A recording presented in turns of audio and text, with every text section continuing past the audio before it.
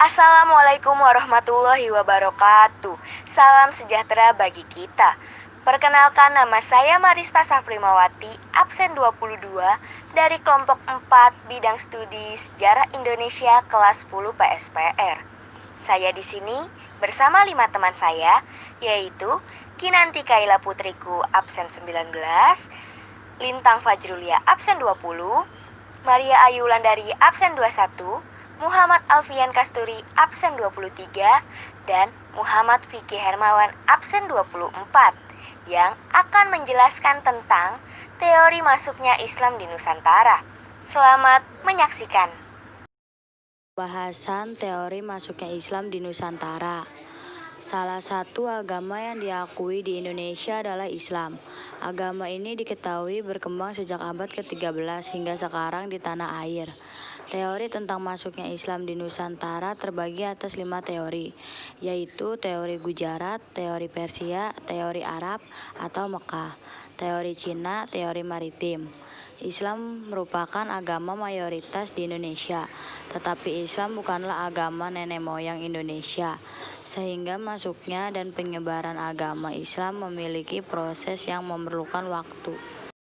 Teori penyebaran agama Islam. Yang pertama ada teori Gujarat, kedua teori Persia, ketiga teori Arab atau Mekah, 4 teori Cina, dan yang kelima teori maritim. Teori penyebaran agama Islam yang pertama adalah teori Gujarat. Teori Gujarat menyatakan bahwa Islam masuk dan tersebar di Indonesia melalui pedagang-pedagang yang berasal dari Gujarat, India. Hal ini didukung oleh bukti-bukti, antara lain 1. Batu nisan dari Sultan Samudra Pasai Malik As-Saleh pada tahun 1297 yang memiliki corak khas Islam Gujarat. Kedua, catatan Marco Polo bahwa di Perlak telah ditemukan banyak penduduk yang memeluk agama Islam dan banyak ditemukan pedagang Islam yang berasal dari India yang menyebarkan Islam di Indonesia. Ketiga, adanya aliran tasawuf pada agama Islam yang berkembang di Indonesia. Teori ini memiliki kekurangan, yaitu masyarakat Samudra Pasai menganut mazhab Syafi'i, sedangkan masyarakat Gujarat lebih banyak menganut mazhab Hanafi. Kedua, pada masa masuknya Islam di zaman kerajaan Samudra Pasai, Gujarat merupakan kerajaan yang bercorak agama Hindu. Yang kedua, teori Persia. Menurut teori ini, agama Islam masuk ke Indonesia berasal dari Persia. Teori ini dicetuskan oleh Amir Hussein dan Hussein Jajaningrat, yang menyatakan bahwa Islam merupakan agama yang dibawa oleh kaum Syiah ke Indonesia pada abad ke-7 Masehi. Bukti yang mendukung teori ini adalah 1. Adanya kesamaan budaya antara Islam Persia dengan Islam Nusantara, seperti peringatan Asyura dan peringatan Tabut. Yang kedua, adanya kesamaan ajaran Sufi. Yang ketiga, dalam mengajar huruf Arab Indonesia menggunakan istilah-istilah Persia. Yang keempat, makam Maulana Malik Ibrahim di Gresik yang ditemukan pada tahun 1419. Yang kelima, adanya perkampungan Leren atau Leran di Giri, daerah Gresik. Yang keenam, adanya kesamaan pada seni kaligrafi di beberapa batu nisan.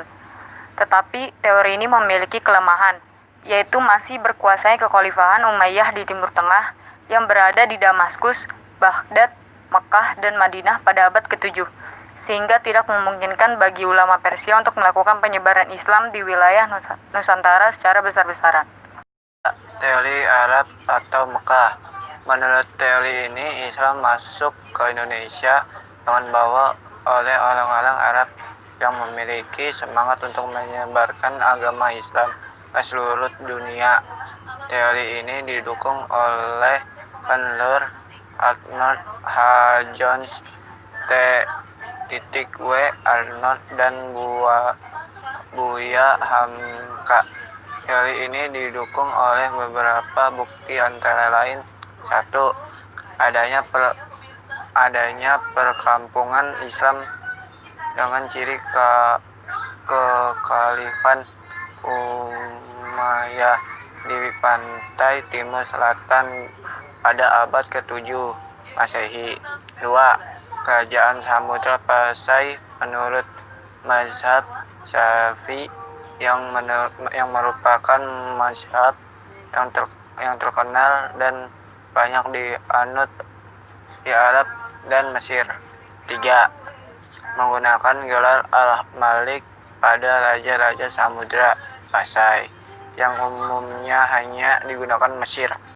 Apa itu teori Cina? Menurut teori ini, Islam masuk ke Indonesia dengan dibawa oleh perantau Muslim Cina.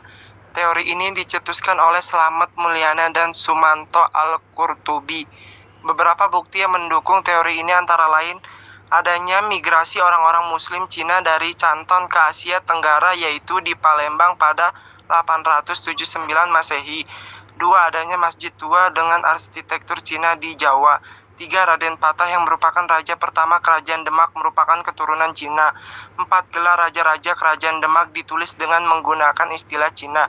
5. Adanya catatan yang menyatakan bahwa pelabuhan-pelabuhan yang ada di Nusantara pertama kali diduduki oleh para pedagang yang berasal dari Cina. 5.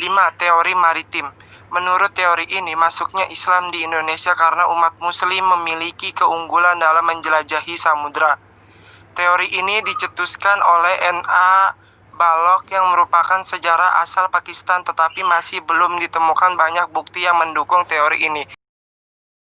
Kesimpulannya, dari kelima teori ini, teori Arab atau Mekah merupakan teori yang diperkirakan paling tepat karena tidak memiliki banyak kekurangan dan memiliki kesesuaian dengan bukti-bukti yang ditemukan di Kerajaan Samudra Pasai.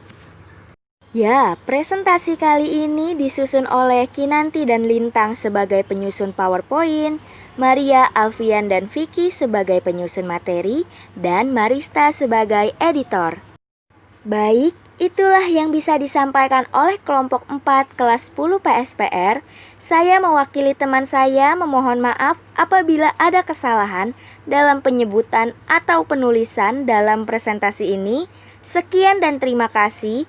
Assalamualaikum warahmatullahi wabarakatuh. Sampai jumpa di kesempatan berikutnya.